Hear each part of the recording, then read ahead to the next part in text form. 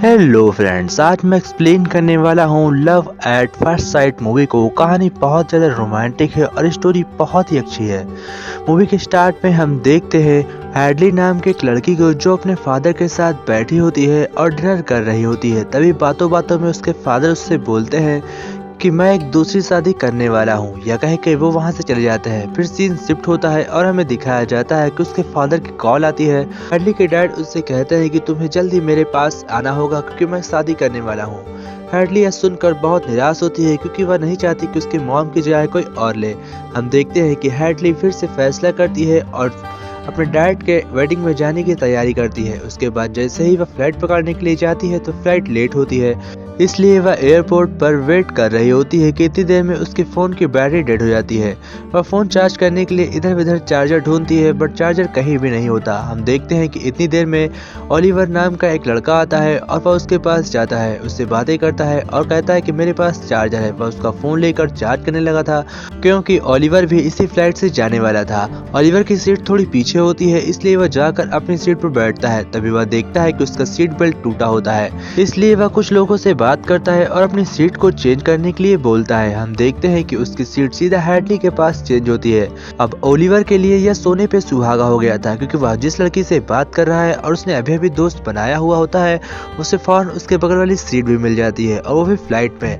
ये बहुत ही आश्चर्यचकित बात होती है पर ओलिवर बहुत खुश होता है। हम देखते हैं फ्लाइट जैसे ही रवाना होने वाली होती है, हैडली बहुत जोर से डर जाती है और वह उसका हाथ बहुत जोर से पकड़ लेती है। ओलिवर हैडली की हालत देखता है और वह हैडली से कहता है कि तुम्हें अपने मन को शांत रखना होगा। वह उसे तरह तरह के सवाल पूछने लगता है जिसकी वजह से उसका दिमाग बढ़ जाता है और उसे डर लगना कम हो जाता है।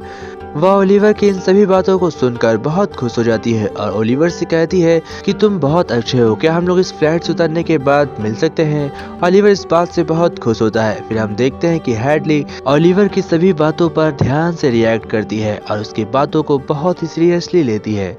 ओलिवर भी ऐसा ही करता है। वह हैडली की सभी बातों को ध्यान से सुनता है और उसकी हर बात पर रिएक्ट करता है। ऐसे ही बात करते करते कब ये दोनों सो जाते हैं और सुबह हो जाती है कि इस बात का पता ही नहीं चलता।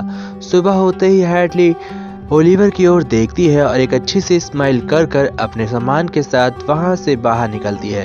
एयरपोर्ट पर वह ओलिवर को हर जगह ढूंढ रही होती है पर ओलिवर कहीं भी नहीं मिलता। इस बात से हैडली को काफी दुख पहुंचता है और वह अपने डैड को कॉल करती है। उसके डैड फौरन उसे रिसीव करने के लिए एक टैक्सी भेजते हैं और वह उस टैक्सी में बैठकर अपने घर को चली जाती है। वह पार्टी में जाने से पहले बहुत सजी संवरती है जिसकी वजह से वह काफी खूबसूरत लग रही होती है। हम देखते हैं कि उसके डैड भी शादी करने के बहुत खुश थे। उसकी न्यू मॉम भी काफी कमाल की होती हैं और वह हैडली को बहुत ज्यादा पसंद करती हैं। हम देखते हैं कि हैडली अब कुछ भी करने के लिए तैयार थी ओलिवर से मिलने के लिए, क्योंकि वह अपने मॉम को देखकर उसे प्यार की खुशी का अंदाजा हो गया था। तभी वह अपने डैड से कहती है कि आप लोग अपने पार्टी में एंजॉय करिए और मैं कुछ देर बाहर घूम कर आती हूँ। वह सबसे पहले ओलिवर को कॉल करती है और ओलिवर के पास जाती है। हम देखते हैं कि ओलिवर भी हैडली से मिलने के लिए काफी बेताब होता है। वह अपने दोस्त की एक टैक्सी लेता है और उसकी मदद से सबसे पहले अपने मॉम डैड के पास जाता है, क्योंकि ओलिवर के मॉम के पास बहुत कम समय होता है, वह मरने वाली होती हैं और यह बात ओलिवर को पता होती है, उसके डैड को भी। इसलिए ओलिवर के डैड ने एक फैसला किया होता है कि वह एक बड़ी सी पार्टी रखेंगे और उसमें फिर से मैरिज करेंगे ताकि ओलिवर के मॉम को थोड़ी सी खुशी मिल सके। यह सब करके उन्हें बहुत अच्छा लगता है।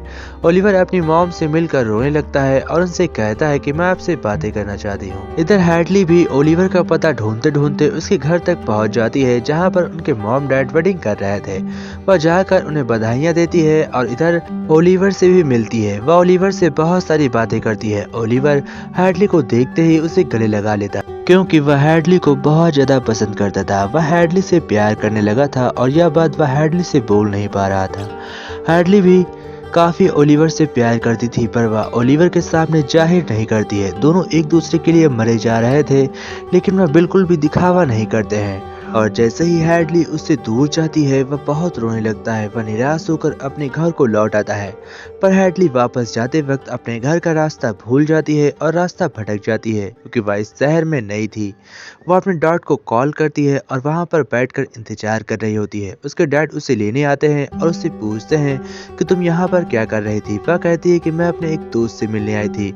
उसके डैड उससे लिए कहते हैं कि यहाँ पर कोई अपना नहीं है, तुम अपने आप से मतलब रखा करो, लेकिन मैं खुश हूँ कि तुम यहाँ पर खुश हो। फिर हम देखते हैं ओलिवर को, जो अपने मॉम डैड से बात कर रहा था पर उसके चेहरे पर स्माइल नहीं थी।